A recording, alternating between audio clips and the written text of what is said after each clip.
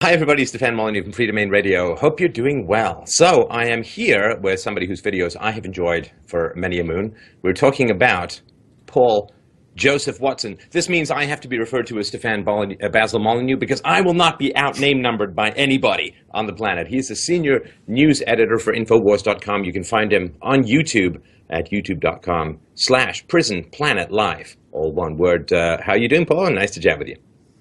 Hey, Stefan. Good to be here.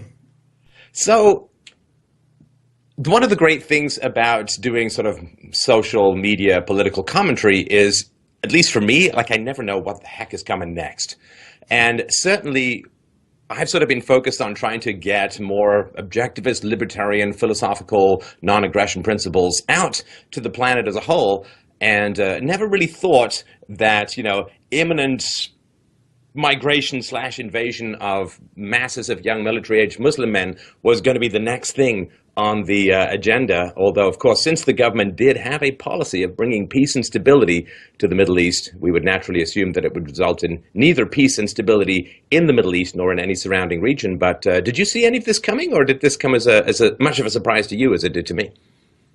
Well, I mean, it's been coming in the UK for a long time. Of course, we had the Blair government back in the 90s, which basically, it was revealed that they had a program to deliberately increase immigration to massive levels, to dilute, water down the culture, and basically import a group of people who would be dependent on government and therefore vote for more government, which obviously benefits left-wing parties whose whole philosophical basis is founded on that constant need to, re-import these people, have them dependent on government and vote for government. So I did kind of see it coming in Europe because after the Euros in 2014, there was this huge conservative backlash, which in fact had been taking place for, 2 or 3 years before that, where these leftist, statist parties were getting very nervous indeed about actually being supplanted by genuinely limited government conservative parties that wanted more freedom, that wanted less regulation, and they were attracting huge support throughout Europe. So then you had this migration issue, which kind of kicked off, I guess, around 6 months ago now. That's when it really started to come to a head. And again, they have exploited it to such a degree where now they're bringing in, for example, 80,000 people into Berlin alone. They're housing them in 3- and 4-star hotels. And we're talking about 10,000 refugees at a cost of 600 million euros, which of course is going to be paid for by the taxpayer. Meanwhile, in Berlin, you have 10,000 people, the exact same number, of homeless on the streets. So that's just one example. We're talking about 1.1 million migrants that have been imported into Germany over the past year. So I saw it coming because I knew that they would have to stem this conservative wave. I guess I didn't see it accelerating to such a quick degree over the space of just 5 or 6 months, which it has now, and it's created a crisis that top security officials, top army chiefs throughout Europe are warning could not only bring civil unrest, but actual war in Europe. So the only thing that surprised me about it is the sheer pace of it as it's developed. Well, I think that one of the things that you touched on there is this split of social narratives between what were traditionally and often unhelpfully called the left and the right. And one of the things that a lot of surveys have shown is that people tend to gravitate towards information that reinforces their worldview. And so I certainly, since I've been working, I guess, about 10 years or so on the internet, I've sort of noticed that there has been a venue to get more free market principles, more small government principles out to the people. And I think that has created a widening split. Like, I mean, if you look at the polarization between, say, Donald Trump and Bernie Sanders, I think you are seeing sort of split in a social narrative that I think is weakening civilization's capacity to act in a unified whole considerably. Yeah, I would agree. And what's become apparent with this whole migrant crisis is that the left, the socialists, their whole ideology, which of course is based on, utopianism, this liberal idea that we have to accept, integrate everybody, that everybody's going to get along and everything's just going to be fine, and that no culture is a bad culture, has been completely demolished. That's why we see the panic amongst the left wing in their rhetoric, in their narrative, to try and defend or absolve of blame the migrants for something like, the mass molestation of women in Cologne on New Year's Eve. So that precedent has been set whereby the crap that they've spouted for years and years about, for example, rape culture in the West, 1 in 5 women being raped on college campuses, when in actual fact women on college campuses in the US are less likely to be raped than women in the general population. Now that that's been completely demolished with this rape epidemic that Europe has imported, and every single day now, I'm completely overwhelmed by it. Stories of people being knifed, people being molested, people being robbed, people being raped by these migrants that have been brought in is completely overwhelming. But it's demolished that narrative that the main source of oppression is coming from, Western culture. We're importing a bad culture, but they cannot even recognize for a second that this is a bad culture, despite the fact that you've got migrants now defecating in swimming pools, masturbating in hot tubs, molesting women at these places.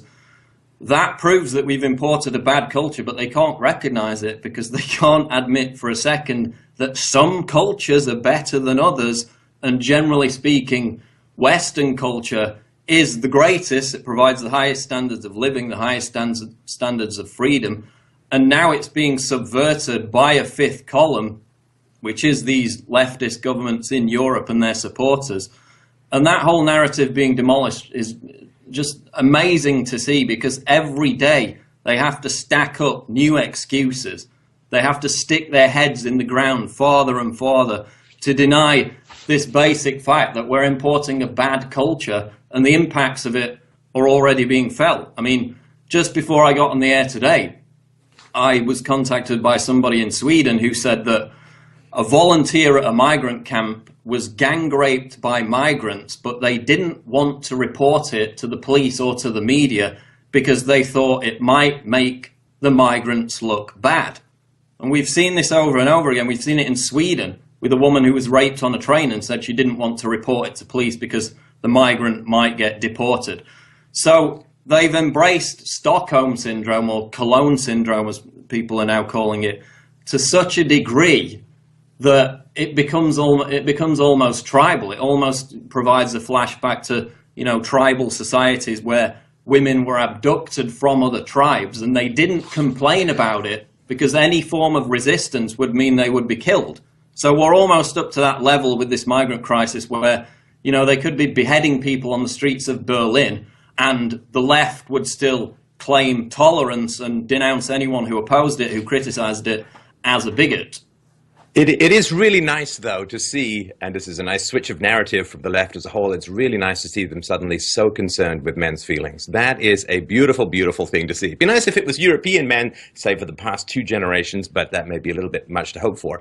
I think this mask falling away from the left is, you never want bad things to happen, but when they do, you want to get as much good out of the bad things as possible. It's the only way to mitigate the horrors of the situation, and the mask falling away from the left, that they don't care about minorities, that they don't care about women, that they don't care about any of the things that they claim to care about. What they do is they like riling up social divisions in order to rend and undo the fabric of a free society. It's the hatred for the free market, it's the hatred for freedom of speech, it's the fundamental cry-bully totalitarian streak that runs through the left that to me is finally being revealed. And, whatever I can do to help people see that revelation is really important. But the toxicity of the left and the degree to which they simply set people against each other in order to undo the fabric of a civilized society, I think is hopefully at least somewhat becoming clear. Lena Dunham is now on there complaining about Twitter when someone just got gang raped. And there was a woman, was it in Germany, who used pepper spray to prevent a sexual attack upon herself, is now being charged. How could this, where are the feminists? And the absence of the feminists, I think, is something that people are going to notice at some point.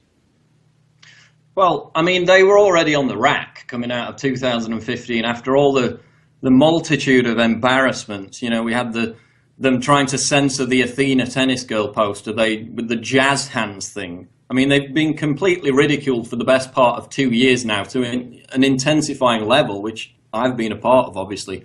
So now this Cologne rape scandal happens, and of course the first thing that the mayor of Cologne said afterwards, she issued a code of conduct, not for the migrants not to rape people, but for the women of Cologne to keep rapists at arm's length.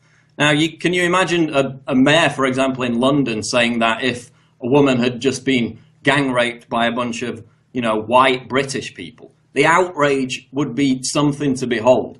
But she says that we had a mayor in Germany the other day who, a grandfather complained about how his grandchild was being harassed by migrants near the school. The mayor said, well, just don't go near the school. We had schools in Germany sending out letters to parents saying, don't dress your children in shorts or short skirts because it might provoke the migrants. It might offend the migrants and provoke them to attack the children. So, the story I covered today, this is another example. Finnish police, you've got to see this video. They've put out a video because, of course, in Finland, where these rapes are also happening, women are taking all these self-defense courses. They want to defend themselves against these attackers. So the response from the Finnish police was to put out a video advising women how to repel rapists. And their advice was for women to hold their hands out as if some kind of Jedi-style force would repel the attacker. These are not the boobs you're looking for. These are not the boobs you're looking for. That's some Obi-Wan stuff. I remember in the 90s, Camille Paglia came out with, I think, a book called Sexual Persona and other books.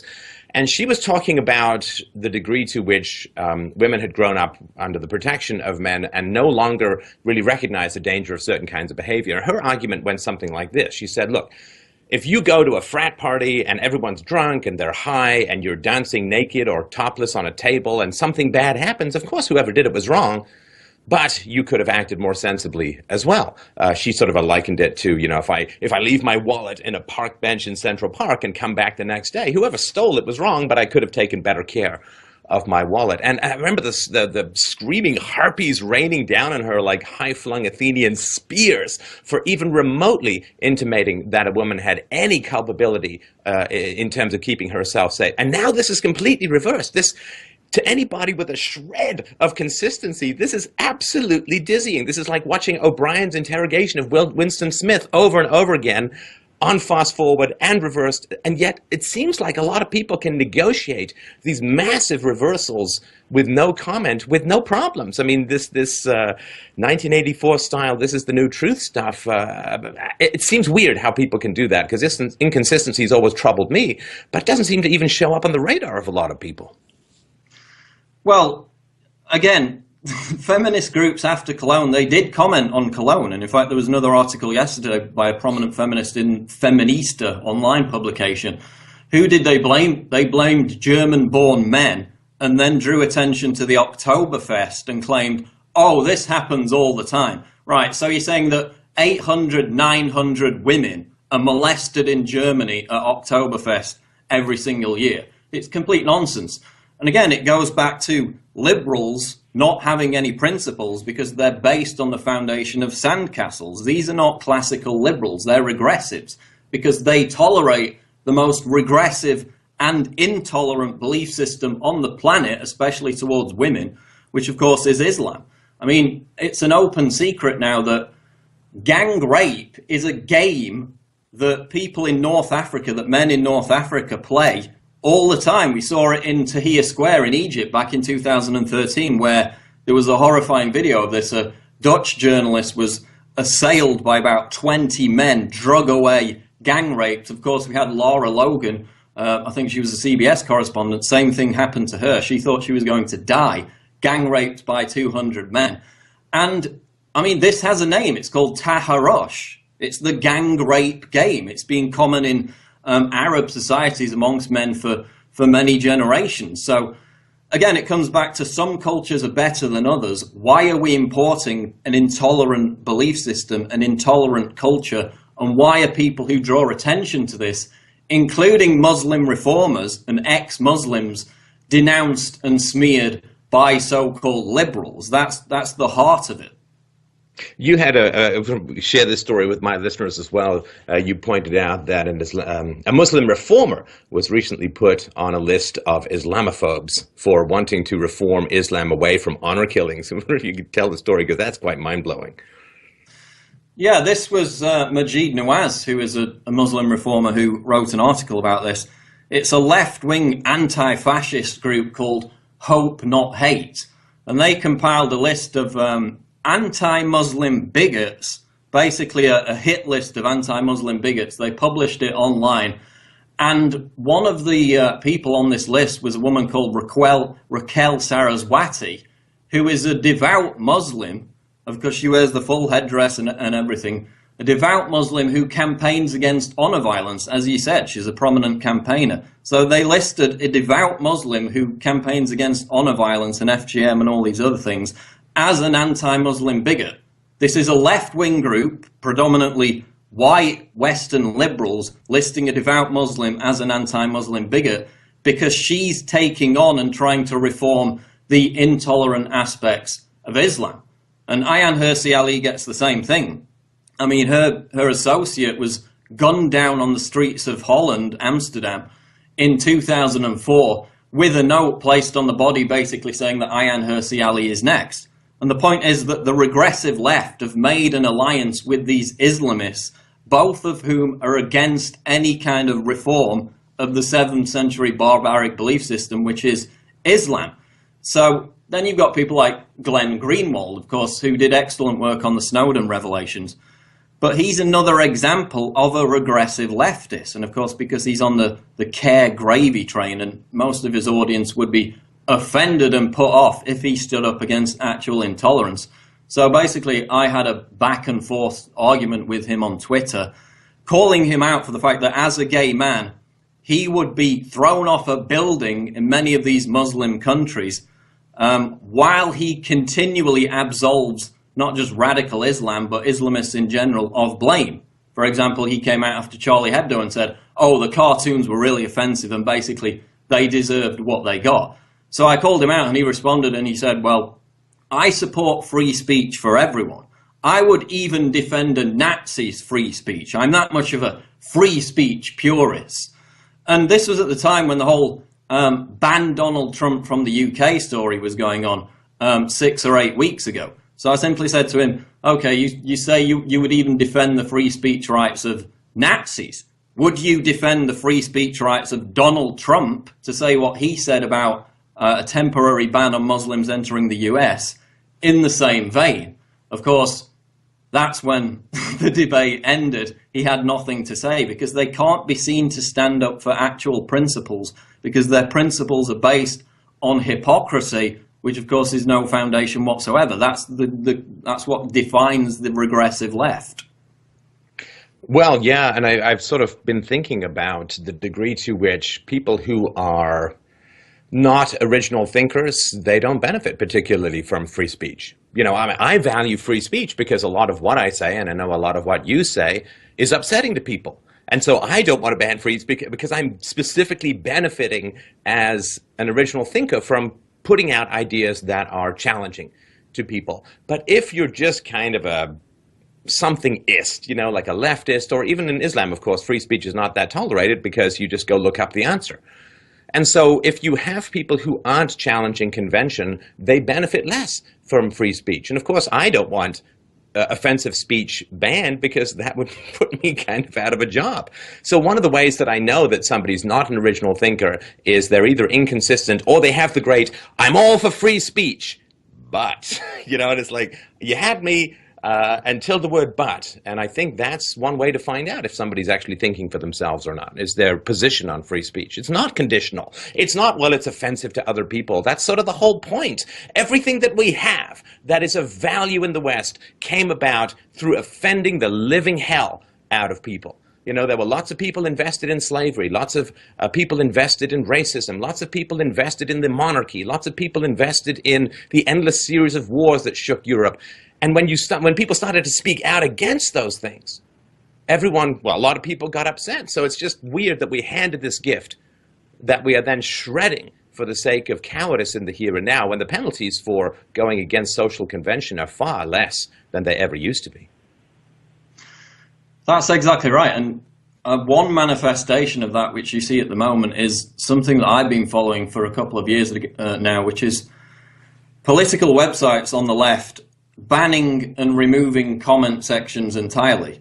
Now, you can make the argument that it's their own private property, they can have on there what they want, but of course The Guardian came out just yesterday and said, we're not going to allow on many of our articles any comments on articles related to Islam or immigration, because the environment is, quote, too toxic. And of course, they're the ones who decide whether it's toxic or not. We've got Facebook in Germany working with ex-Stasi members in the German government to censor anti-migrant content on social media. They said, oh, it's to prevent hate speech against migrants, to prevent violent threats against migrants. You actually dig into it, and now people are getting home visits from police, in one example in the Netherlands, for saying that their refugee policy was, quote, a bad plan. He said it was a bad plan on Twitter. Home visit from the police, warning us to his future conduct. So again, they introduce it under the idea of banning hate speech. It's basically banning any criticism whatsoever, and people are being hit with fines and imprisonment in Germany for that. But you've got websites removing comment sections altogether. It's not for the reason that they want to eliminate toxic speech.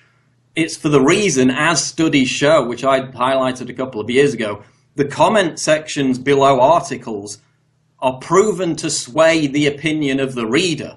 So they can completely overturn the narrative which is being presented in the article above itself.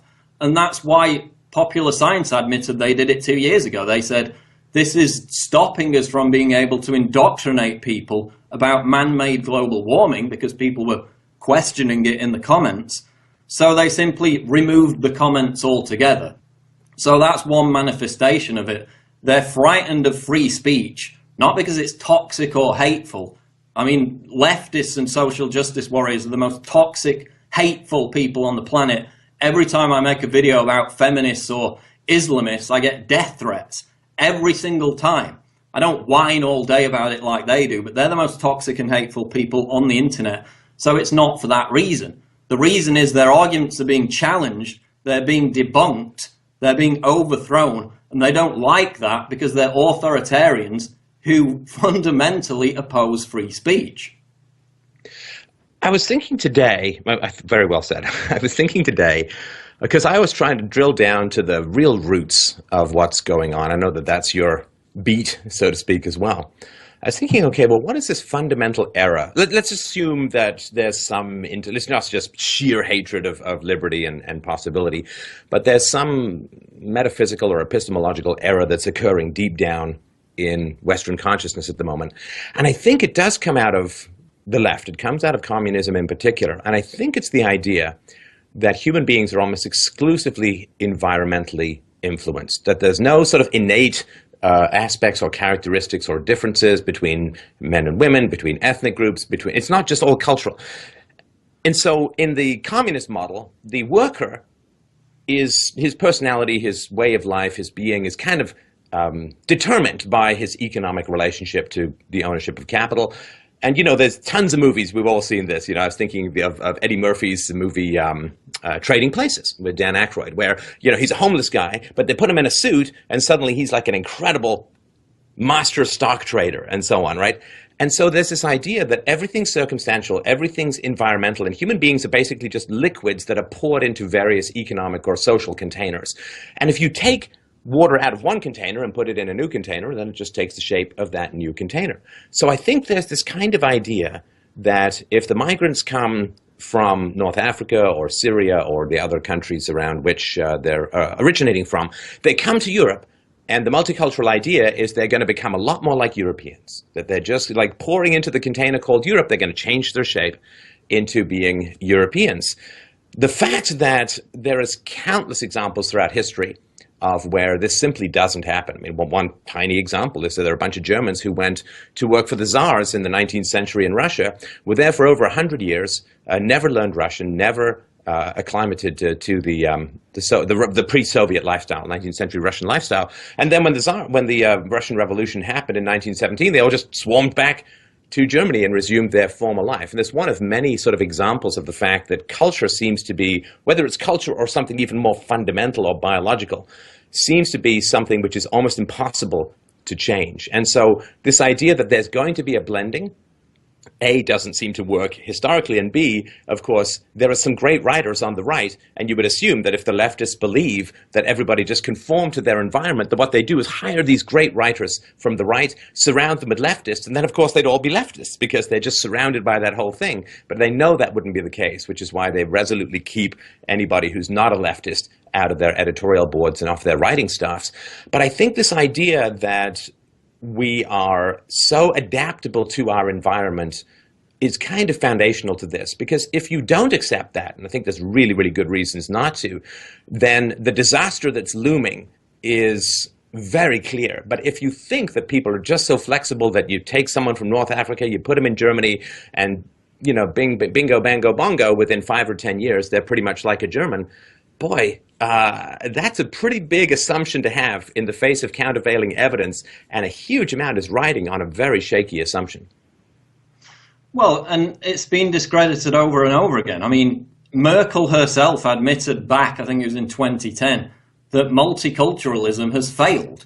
This has been known for a long time now. And in fact, ISIS's own manifesto, which I reported on a couple of months ago, they came out and brazenly said, look, we're infiltrating this wave of migrants to create these ghettos in the West because we're going to arm and radicalize the ghettos. Now you've got the French army preparing for reappropriation of national territory because they believe that somewhere down the line, and we already had mass Muslim riots in Paris in 2005, that these armed, radicalized immigrant communities are going to rise up and actually forcefully take surrounding territory. Now, I went to Molenbeek in Belgium right after the Paris massacre and saw it for myself because, of course, prior to that, we had the left claiming that Muslim ghettos don't exist. You can go and walk around them. You won't be attacked. Everybody's really tolerant. Of course, you remember the Fox News presenter got sued, I think it was by the mayor of Paris, for suggesting that there were no-go Muslim ghettos in Paris. He was sued for that, and it became this whole, oh, this right-wing idea about Muslim no-go areas is just a conspiracy theory. Well, I went to one back in November, Molenbeek, the day after they caught one of the individuals, they raided him, who was involved in the Paris massacre. Now, of course, the day before, the media were all there. They left immediately after. There was no one there. There were no police there. There was me and 2 other reporters for InfoWars, and we were basically there for a total of about 20 minutes, walked into the middle of Molenbeek, this Muslim ghetto in Brussels, Belgium, and we were basically chased out of there for being white. We were surrounded by people in cars screaming at us, flipping the bird at us. We tried to go into a restaurant to get something to eat. They said, no, we don't serve white people. And this was at the same time while I was reading in leftist publications and while the mayor of London was saying that Muslim no-go areas in the West don't exist, that it's a conspiracy theory, while I was being chased out of one in Brussels, Belgium, right after the Paris massacre. So you've got that happening. You've got ISIS admitting that they're creating these ghettos to radicalize them. So, of course, it's a completely failed policy, again, based on this arrogance of the political elite, that they can throw us all into this melting pot and everybody's going to get along and it's going to be a utopia. But utopia doesn't exist. These are bad cultures. They're not compatible with Western liberal secular society. And as the French security forces, the German security forces are now preparing for, is going to end in civil unrest if it's not reversed. So it's a completely failed policy. Well, I would argue that it's probably going to go a lot beyond civil unrest because these cultures where multiculturalism, quote, is a value, right? Then those cultures, I think, can intermingle fairly well, which is why there's no big German no-go zone ghetto anywhere in America or in other places where the Germans go. The real question, of course, for people who believe in this multiculturalism, the real question is, what is their relationship to ideologies that are specifically opposed to multiculturalism? That, to me, is the big question. It's the sort of oil and water mixture scenario. So when people say, well, multiculturalism is a value, then you have to, I always ask them, okay, well, for those cultures that oppose multiculturalism, can they mix as well? And that's, of course, where you generally get the deer in the headlights and, let's change the subject situation. But that's so foundational. If multiculturalism is a value, what is the relationship between Western intellectuals and cultures that are antithetical to multiculturalism, like Islam? Well, Islam is completely regressive and incompatible with Western culture and any kind of modern culture that we would want to move towards. It goes back to the point I've made. Some cultures are better than others. Take India, for example, okay? UNICEF, every single year in India, has to do a massive PR training program to teach people in India not to crap in the streets. Okay, 600 million Indians crap in the streets. That's half of the population, even though they could be using toilets. The impact of that is the contamination of the water supply. It leads to the malnutrition of children. It affects half of the children in those cities where this is taking place. And so UNICEF has to go in every single year and say, please don't crap on the street. It's causing disease. But they still do it because it's part of their culture. And again, it goes back to this same idea.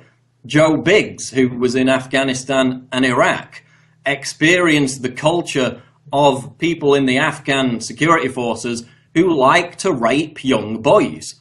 And the US Army was ordered to overlook that, to not say anything about it, because it was part of their culture. So again, as you said, it goes back to the fact that Islam is regressive, that the problem is not with radical Islam, the problem is with just Islam, because these regressive beliefs, the belief that women who are raped can be stoned to death, that homosexuals can be executed, that people who leave the religion of Islam can be killed, that honor killings are acceptable, those beliefs are not held by a minority of, quote, radical Islamists. If you go and look at the Pew Research figures, Muslim attitudes in the Middle East and North Africa, significant majorities of people in many of these major countries believe in Sharia law, and they believe in killing people for being raped, executing gays, and so on and so forth. So this is not a tiny minority.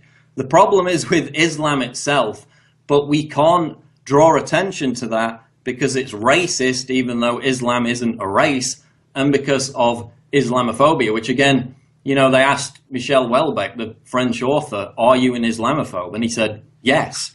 By the pure definition of the term, I'm afraid of this culture because it's a danger to Western society. It's a threat to the safety of women. It's a threat to the safety of minorities.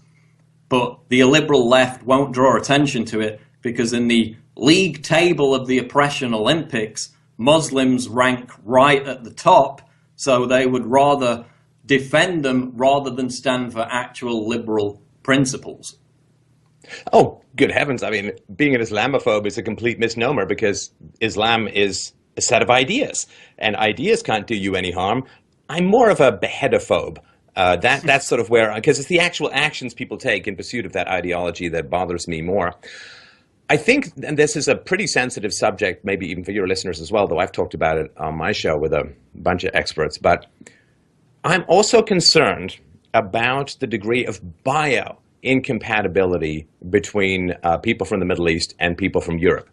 And the reason for that is that people in Europe, of course, cousin marriages have been banned for millennia, and there's no particular history of it in the West. That is not the case in the Middle East. I'll just give you some numbers here. In Algiers, up to 34% of all marriages are consanguine or blood-related. 46% in Bahrain, 33% in Egypt, 80% in Nubia, southern area in Egypt, 60% in Iraq, 47% in Mauritania, 54% in Qatar, 67% in Saudi Arabia, 63% in Sudan, 40% in Syria, 39% in Tunisia, 45% in the United Arab Emirates, 54% and 45% in Yemen. Now, cousin marriages is extremely bad for genetics, as I'm sure we're all aware. It costs between 10 and 16 points in IQ. Of course, birth defects are considerably higher. There's a study that shows the risk of having an IQ lower than 70 goes up 400% from 1.2% in children from normal parents to 6.2% in inbred children. And the study that I read also said that in England, children of the Pakistani parents are 13 times more likely to be suffering from birth defects and mental retardation and so on. And this could go somewhere to explaining why the average IQ in a lot of Middle Eastern countries, somewhere between 80 and 90. And you cannot run a Western civilization with a huge imported population, which has, on average, an intelligence level, a standard deviation below the natives. Unfortunately, right in that area of IQ is the sweet spot for aggression and criminality. People whose IQ are below 70, 75 tend to be relatively peaceful. People with IQs 90 and above tend to be relatively peaceful. I'm sort of concerned that because of this history of consanguinity and other, obviously, cultural and religious sort of markers which have helped breed for aggression for the past 400 years, that there may, in fact, be a kind of bio-incompatibility. In other words, even if everybody accepted the culture of the West, there may not be the kind of history of cousin marriages and blood-related marriages and so on may have lent a bio-incompatibility between countries in the Middle East and countries in Europe. And that's the problem, because one of the offshoots of this migrant wave is this sexual jihad. I mean, this is what's taking place. You've got top imams, for example, at the Al-Aqsa Mosque in Jerusalem. We had this video a few months ago where this Sheikh Mohammed Ayed gets up in front of his people there in the mosque and says, "We will give them fertility. We will breed children with them because we shall conquer their countries." And he talks about how Europe's fertility is on the decline because, of course, white people aren't having kids anymore. And he says basically, quote, "We shall soon collect them in the name of the coming caliphate." So it's also a sexual jihad. Of course, this is straight out of the Quran. Islam teaches Muslims that it's acceptable to follow in the footsteps of Muhammad and take women as sex slaves. Of course, he consummated his marriage with a 9-year-old girl as well. So this is part of the migrant wave, and this is why this gang rape has been so prevalent since it started. So if that is indeed true, that they're bringing in a lower IQ, then yes, it's a problem, because that is one of the primary stated goals of this migrant invasion, is to, quote, outbreed European citizens. And this idea of bringing in, you know, there's two general things that's supposed to civilize the savage male heart. And number one is getting married. And number two is having children. And they can see levels of testosterone go down considerably. I'm actually a stay-at-home dad, and reading that level of how far my testosterone apparently has diminished should have given me a full head of rich and spiky hair like yours. But it's like can go down as much as 40% when you have kids, and the more exposure you have to kids. So it tends to make men less aggressive. Of course, you know, you want to be aggressive and assertive, go out there and get the resources so you can be a good provider. That's sort of the way that we evolved. But you don't want to have that same level of aggression around babies and toddlers because, you know, that's dangerous. And so, again, biologically speaking, bringing in a whole bunch of young males who have almost no opportunity for marriage and kids is I mean, it doesn't matter where they're coming from. That's a recipe for disaster no matter how you cut it. Well, it is. And I mean, if you look at the figures, they've analysed Western European men since the late 80s. Both fertility and testosterone have been dropping anyway. So we've seen that trend. And again, it is about a sexual jihad. It's about people who call it a gang rape game. This is a game to them. And now we have a spate of cases. And why should we be surprised when this has been happening in the Middle East? Because it's, quote, part of their culture. So it doesn't come as a surprise. And it's a threat to women.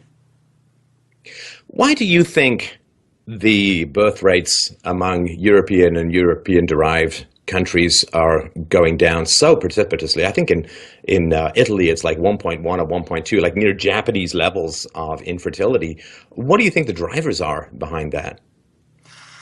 Well, this is when we get into the realm of conspiracy. I don't know. Some of the speculation was that it was tainted water supply and things like that. I'm not an expert on it, but those figures are true. I've seen them before. Of course, we've had people like John Holdren, Obama's former science czar, who wrote a book back in the 60s called Eco-Science about how he wanted to reduce world population by basically poisoning the water supply to reduce fertility. So we've got people who have been at prominent levels of power throughout the decades who've made that proclamation because they believe in the debunked myth of overpopulation, which if you look at the UN's own figures, the human population will start to decline naturally when it hits 9 billion. Of course, that is dependent on the standard of living in Middle Eastern, in North African countries being raised, which naturally reduces the birth rate. So if that happens, and if these countries are allowed to develop, then maybe the migrant issue won't be an issue at all, because we're the best that the world has to offer in terms of civilization and standard of living, they're all coming here. So it's going to be a problem. And what's amazing to me about it is I had a couple of video clips in my YouTube video called The Rape of Europe, where you actually had German politicians. There was a Green Party politician who got up in front of the German parliament, the Bundestag, and said that within 20 to 30 years, Germans will be a minority in German cities. And then she addressed the, quote, right wing in the parliament and said, and that's a good thing. So she was openly celebrating the demographic suicide of her own population. This was a white woman, of course, as a good thing. You had another German politician, and the clip's also in that video, Gregor Gysi, who smacked his lips in a smarmy way and smiled about the fact he basically referred to the German population as Nazis and said, oh, it's a good thing that the Nazis didn't have enough children because they're going to be bred out very soon. He made these comments on the eve of a pro-migration rally. Again, another white leftist. So they're openly celebrating the demographic suicide of their own population. And I mean, that goes even beyond just goals of, importing migrants to create a voting bloc to some weird, bizarre, sexual cuckold type situation, which I've talked about on Alex's show before, which goes even deeper and into more sordid depths than anyone could possibly imagine. And when did it happen that we, as a culture, as people involved in public discourse as a whole, completely threw any kind of reason and evidence out of the window and just basically went on pure rampant sentimentalism, emotional self-gratification, moral self-posturing? I mean, I put a video out talking about how cheap it is. Let's say you want to help the migrants, right? Okay, so they fled Syria, there's a brutal civil war and so on, right? To send money over to the migrants where they are is far cheaper than to bring them into your own country, right? And of course, if they're going to Saudi Arabia, then it's a similar religion, the same religion for the most part, and it's the same language, same geographical environment, same climate, they're used to it all. And so let's say the people wake up one day and say, we've got to help these migrants, everyone's compassionate to a reasonable degree, then we would sit down and say, okay, what's the very best way to help these migrants? And the answer would be, okay, well, we need to send them money to resettle in the Middle East, because it's you can do like 10 to 1 or 12 to 1, I think it was. You can help 12 people in the Middle East for every one person that is allowed to come into Europe. And so even if we were to accept the sort of general collectivist premise that the government should send money or people should send money, okay, when did we just completely abandon any kind of analysis of a social problem and just become ridiculously sentimental, not bring any facts or any rationality to bear on the situation? I don't know exactly when that happened, but it seems like we're a long way past that turnoff. Well, it happened in the most recent example as a result of basic media deception. I mean, the first images we saw when this migrant issue really came to the fore back in September was babies arriving at a train station in Munich or Berlin, the leftists there with their refugee welcome signs clapping, and the entire narrative from the start was, these are Syrian families. of course, the numbers came out. 4/5 of the, quote, refugees weren't even Syrian. That number's changed now that they've got very swift, easy access to fake Syrian passports. And 72% of the migrants are unaccompanied, predominantly young men. So those figures were acknowledged by the UN, but that wasn't the narrative we were seeing on the mainstream media, because there was a deliberate decision to deceive people, to mislead people. Now we have the control of the former CEO of ZDF, this top German broadcaster, saying that they're ordered to report on what the government tells them to please Angela Merkel. This was the same broadcaster that covered up migrant rapes and criminal acts because they, quote, didn't want to discredit the migrant wave and legitimize critics of mass migration. So a lot of the left-wingers welcomed this because they were misled. But then a lot of them welcomed it because, again, they have no principles. They would rather be seen as good people rather than actually be good people. And because they're prone, in this narcissistic age of Facebook and Twitter and social media, to virtue signaling. So I can't tell you how many people I know that have told me, oh, I'm going to adopt a Syrian baby, or I'm going to allow a migrant to live in my house. Of course, these are the most Scrooge-like people you could ever meet. They wouldn't give a dollar to a homeless guy on the street. And if you actually look at the research, this proves that they're just virtue signalers, because poorer conservatives are more generous than wealthier liberals, and they don't tend to brag about it. So the people who brag about how humanitarian and caring and feeling they are towards those less fortunate than them are the most miserly, the most Scrooge-like. And there was a major study which proved that. So I think it's partly about media deception. We were told these were poor Syrian families. Now it's a mass tidal wave of economic migrants because we were misled. And it's people who are prone to virtue signaling because they would rather look good in front of their peers rather than actually take the time to think about and study these issues with logic and reason.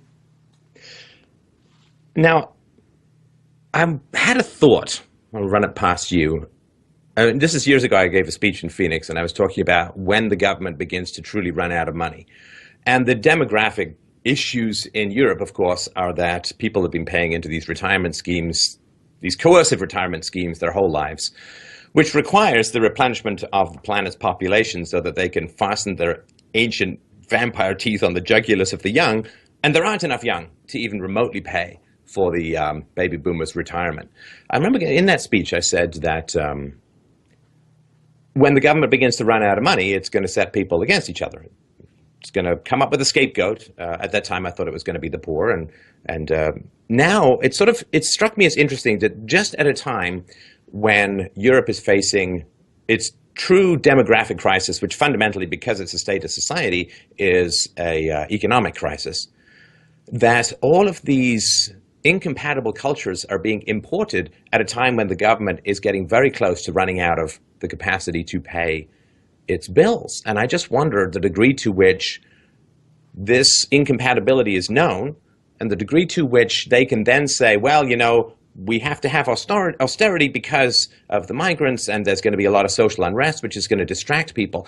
It's hard to make the case for people to make sacrifices in peacetime. Right? I mean, you give somebody a ration book in peacetime and they're very upset with you. But you can give them a ration book in wartime and they will knuckle down and they will accept the austerity that is necessary in wartime.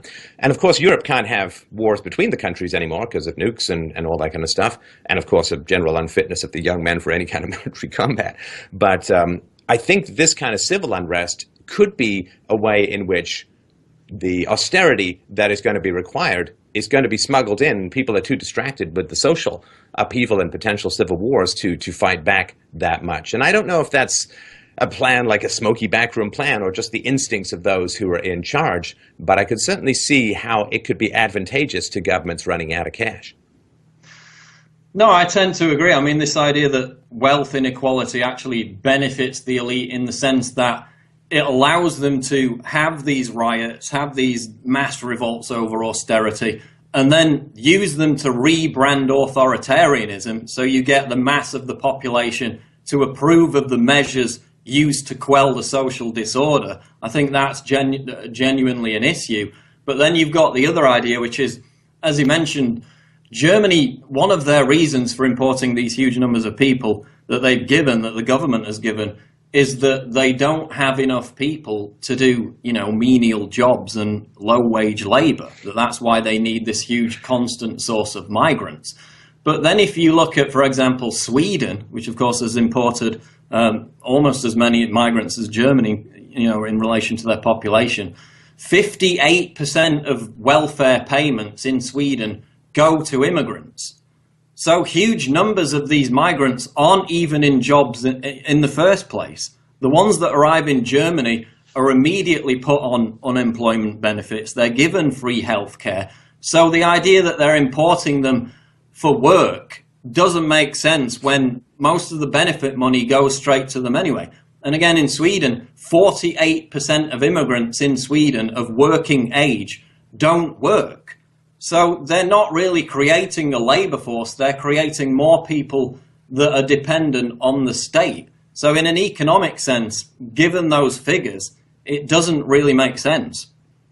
No, and of course, the more kids they have and the fertility rate of immigrant cultures in Europe is far higher than the domestic population. Children are a short-term cost to society that pay off decades later in terms of earnings, but in the short run, they're going to provide significant costs to the local infrastructure. And this is one of the most frustrating things about, there's so much frustrating about this, people's inability to listen to reason. But this has happened so many times before, and it's really annoying. There's an old movie, Patton, with George C. Scott, where he's talking about his German enemy, and he's like, I read your book. He's got these two. I read your book. I can defeat your tank.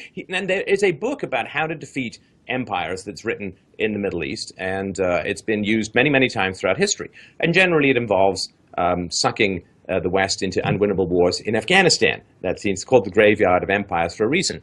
And of course, they can't fight against the West's military power or prowess. But what they can do is continually overburden the West's economy until the Western economy collapses. That's exactly what the CIA taught the Mujahideen to do in Afghanistan in the 1980s. And now they're doing exactly the same thing. I mean, this is how civilizations fall, is when people on the outside say, well, we can't fight you, but we sure as heck could drain your capital reserves until your economy collapses of its own accord.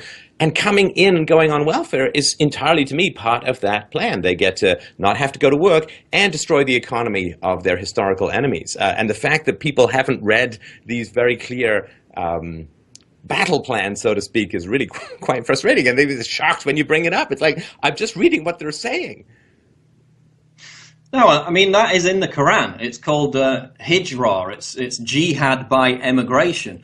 It's this idea that moving to a new land to bring Islam there in the footsteps of the Prophet is, a highly meritorious act. In fact, there's a quote, and whoever emigrates for the cause of Allah will find on the earth many locations and abundance. That's straight out of the Quran. So for many of these people, again, considering the fact that a lot of them are just economic migrants trying to find a better life, but a lot of them are Islamists. They import their Islamist ideology. In fact, they had an interview with one migrant on a train in Germany, I remember, who said, it's my goal to Islamize Europeans. So for many of them, they see this migrant wave as part of this hijrah, this jihad by emigration, and that's what it's all about. It's about subversion, not only economically, but obviously culturally as well. But then you look at, we were talking about Germany needing all these migrants for cheap labor. Another example which kind of contradicts that is the Czech Republic, which I visited last year. Now, this is a country which has got very, very low immigration. They've had a stable population for 100 years. It's always hovered around the 9-10 million level, hasn't really increased a lot at all. And they have low immigration. They don't need to import people to do menial jobs, yet they've got the most thriving economy in Europe. They've got a good standard of living and they've got affordable housing. So, but they've had that model for the entirety of their existence, basically, whereas Germany has, had this model of dependency for many decades now. So the Czech Republic is just an example of how it can be done. You don't need to import huge numbers of people to maintain a stable producing economy, because they don't, and they've proven to be a an economic success, even as the rest of Europe has remained in recession. Yeah, I mean, when people come up with these ex post facto justifications for not wanting to enforce their borders, and oh, we need the cheap labor, it's like that's all nonsense. I mean, that everybody knows who's got any perception what the real issue is in Europe, and the real issue in Europe is that nobody wants to use force to turn the boats back, because then everybody's going to go completely hysterical and racist and violent and this and that and the other. And the fact that the Syrian boy drowned in the surf because his father was a human smuggler looking to get his teeth fixed in Canada, I think it was, and that child would not have drowned in the surf if the boats had been turned back originally, is something that they just don't want to see guns pointed at boats. Whereas in Malaysia, there were a bunch of people who wanted to come in. They just said, hey, here's some food and supplies, but you can't land here. And if these boats had been turned back, if the borders had been enforced, none of all of the resulting aggression and potential violence and real loss of life would have occurred. But people are so ridiculously hypersensitive to any manifestation of state power, though at the same time they keep demanding that the state do more and more and more for them, that the idea, well, we're going to say, well, you got to turn the boats back, you can't land here, and there's going to be guns out to enforce that. Well, that's what the state is. That's what the state does. Everybody's terrified, particularly in Germany, of course, of the optics. And it's literally like European civilization is going to die because we're afraid of bad PR. That is how frustrating it generally is. I mean, that's definitely part of it in Germany. It's this white guilt, this World War II hangover. So now they must prostrate themselves and basically sacrifice Western civilization on the altar of white guilt. And then another factor, as you alluded to, was the left wing. Now, the left wing is becoming so cozy with Islamists that ISIS is now, again, in the same manifesto I talked about earlier, they're talking about co-opting, infiltrating anti-capitalist left-wing groups, hiring them, giving them weapons to fight for the conquest of the West, for the conquest of Rome, because they broadly now share the same political beliefs. So when actual violent jihadists are saying, hey, look, those anonymous people, they're really on our side. We should give them weapons. We should radicalize them. That just shows you how, again, cuckolded the political left has become with political Islam. Now to the point where in Calais, we had the video last week, where the migrants are attacking residents in Calais on residential streets, throwing bricks at their houses, being cheered on by left-wing open border people, even as these same left-wing no borders activists are being raped in the Calais migrant camps. And there was another example, a similar example today, where this left-wing journalist goes into the migrant camp to tell their story. He ends up being the victim of a knife attack, but then he blames it on Britain for not allowing the migrants to enter Britain. So again, it's this extreme cuckolding, this complete Stockholm syndrome, to the point where ISIS is saying, hey, we share the same beliefs, let's unite. So, I mean, that's the insanity, that's the level that it's reached now. Well, and of course, I put that argument out before, that if the wars in the Middle East are legitimate, then you can't possibly take young men of military age from a country you're currently fighting. I mean, I like how this even needs to be said. I can't imagine Churchill saying, well, you know, what we need to do is bring a whole bunch of young military-aged German men in the middle of the Second World War. I mean, it makes no sense at all. I don't believe that the wars were legitimate. I think that they are imperialistic. I think that the West should have nothing to do with the Middle East. And I think that the West should try and find its own sources of energy so that you don't keep piling massive amounts of money into a highly unstable and aggressive region. That's a topic perhaps for another time. But the basic reality is that if the wars are legitimate, you can't take any migrants. And if the wars are illegitimate, then you need to figure out how to try your own leaders for war crimes, the international crime of aggression, rather than taking in the victims of the aggression overseas. But this idea that you can have it both ways, well, there's kind of a conflict going on, but we're going to take these people in anyway. It's such a lack of self-defense of anything that people have fought and died for. Since the days of Socrates, 2,500 years, people have fought and died to build something decent in the West. And the fact that people are throwing it away for the short-term dopamine hit of moral posturing is incredibly frustrating. But I will give you, Paul, the last word. What is it that you would really like the people of Europe to hear in terms of how they can rouse themselves from this hypnosis that's taken them off a cliff?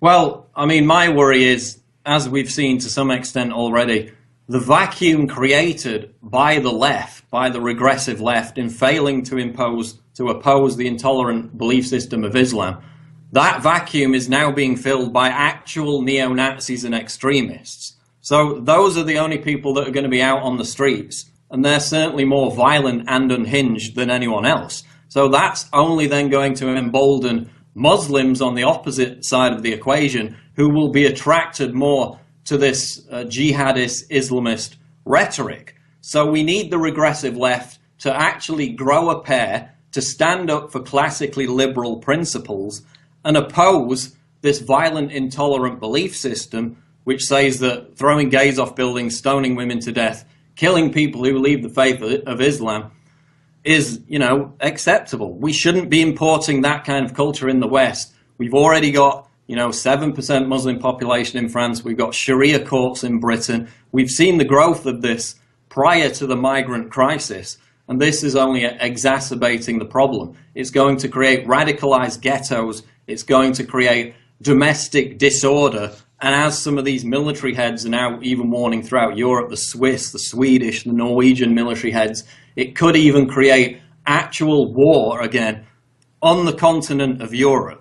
That's the ultimate catastrophe if we don't pull back and restore some sanity and basically stand up to people like Angela Merkel, to vote them out of office and to try and appeal with reason, not with extremism, for actual liberals to stand up for liberal principles and not denigrate Muslim reformers who have risked their lives speaking out against the intolerant aspects of Islam.